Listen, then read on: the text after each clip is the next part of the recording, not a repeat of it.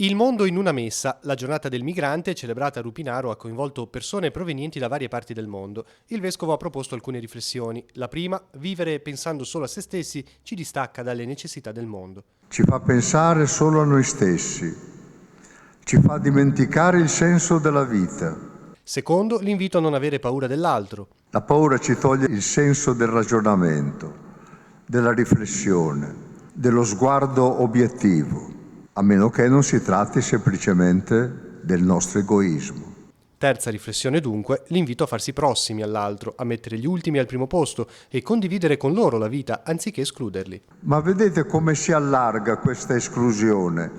Diventa esclusione di tutti coloro che ci danno fastidio. Certo è un tema complesso, dice Don Beppe Culoma dell'Ufficio Diocesano Migrantes, ma queste giornate servono per aumentare la consapevolezza e contrastare l'indifferenza. Occorre superare gli slogan di chi dice dobbiamo chiudere tutto e superare gli slogan di chi dice apriamo tutto e capire, comprendere che occorre lavorare per una politica adeguata, reale, che affronti questo problema. Alla celebrazione c'erano fedeli italiani, moldavi, ucraini, nigeriani, latinoamericani e filippini, ciascuno con le proprie tradizioni. In Moldavia c'erano problemi, non c'era futuro?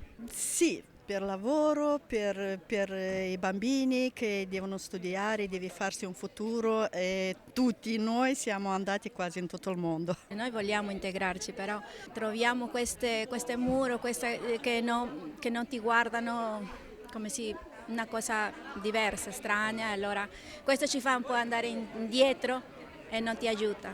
Da dove arrivi? Da quale paese arrivi? Lampedusa. E prima di Lampedusa?